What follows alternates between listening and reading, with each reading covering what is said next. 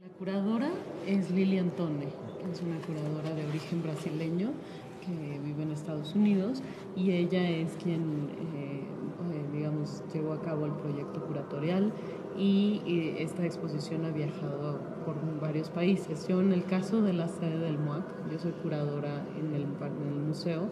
En este caso me tocó coordinar el proyecto de exposición en el MUAC. William Kentridge es un artista precisamente que trabaja desde la noción de interdisciplina y de diferentes plataformas, diferentes medios. Por un lado, como mencionabas, está el grabado, el dibujo, incluso el collage, ¿no? El video, una especie de video performance también, porque muchas veces se representa a sí mismo en haciendo cosas en los videos, la animación cuadro por cuadro, ¿no? También ha trabajado como en el diseño de escenografía para puestas en escena, ¿no? Y ha diseñado dispositivos ópticos, ¿no? Por un lado, yo creo que tiene un interés muy particular en cómo se construye la visión, por ejemplo, a partir de la ilusión que significa el cine, ¿no? O del ensueño respecto de la realidad o de la visualidad que representa el cine. Entonces es una obra muy interesante en ese sentido, porque si bien no es documental, no es una obra documental, habla acerca también de realidades políticas y sociales. En este caso de su país de origen, que es Sudáfrica, y de un momento muy particular o muy importante que ha determinado la historia contemporánea, ¿no? Y de Sudáfrica, que es el apartheid, la lucha en contra del apartheid y la entrada de la democracia en Sudáfrica. En muchas de sus obras se pueden ver precisamente estas tensiones sociales, ¿no? Es decir, tiene una pieza que se llama, por ejemplo, Paisaje Colonial, tiene otra pieza de video, ¿no? Una película en donde se ve a los trabajadores de las minas, ¿no? de carbón y de diamante en Sudáfrica, y también, digamos, estos conflictos que existían y estas revueltas populares en contra de este sistema de segregación racial en Sudáfrica. Es decir, él vivió, se desarrolló como artista en condiciones muy complicadas en esos términos. Y digamos que Kentridge, la situación de los artistas en Sudáfrica antes de que terminara el apartheid era casi de total reclusión. Es decir, los ciudadanos sudafricanos no podían viajar a otros países porque les eran negadas las visas, ¿no? Es decir, no les llegaba información de ningún lado. Eso es algo muy interesante que ha mencionado Kentridge en varios momentos.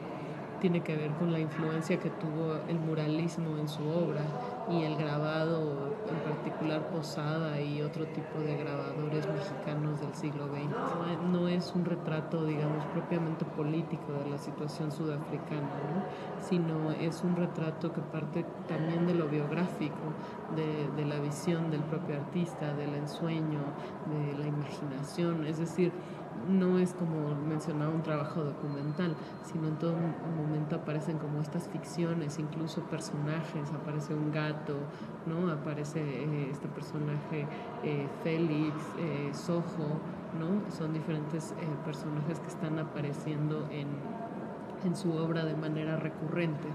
Y él mismo aparece retratado en muchos de sus videos, de las películas, ¿no? En algunos de los videos es él como artista, él como William Kentridge en su estudio trabajando.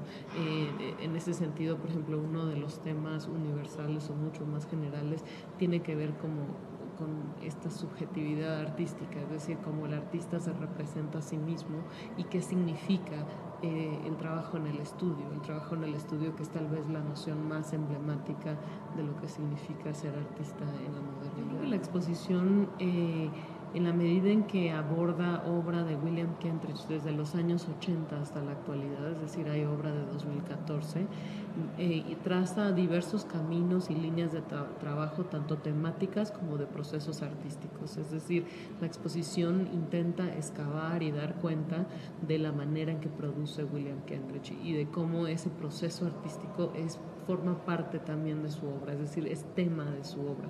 Cuando William Kendrick se representa a sí mismo en el estudio, está hablando sobre el tema de qué significa ser artista, ¿no?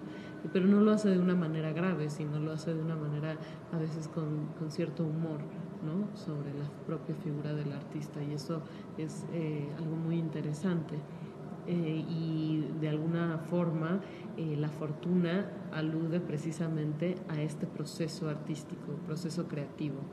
Es decir, los caminos a partir de los que se desarrolla la creación artística son muy oblicuos, es decir, no son como yo tengo una idea, la ejecuto y este es el resultado, sino para llegar a ese resultado hay muchos caminos laberínticos, cruzados, de no saber qué hacer, de hacer algo y luego retractarse, de borrar, ¿no? En donde se hace un trazo y luego se borra, se tiene una idea y luego se borra, se ensaya sobre el error. Entonces, de alguna manera alude a la idea de fortuna como sinónimo de suerte. De las condiciones de vida de, por ejemplo, la población negra en Sudáfrica se ven reflejadas en muchas de sus películas, pero no como de una manera inmediata o directa, sino como parte de la construcción de este mundo imaginario en donde están apareciendo y se están cruzando elementos de tipo muy personal, ¿no? De su propia vida, con aspectos de índole político o situaciones sociales. De alguna manera esta exposición se ha presentado en lugares en América Latina, ¿no? Lugares que digamos están cruzados por estas historias de violencia social por parte sobre todo del Estado.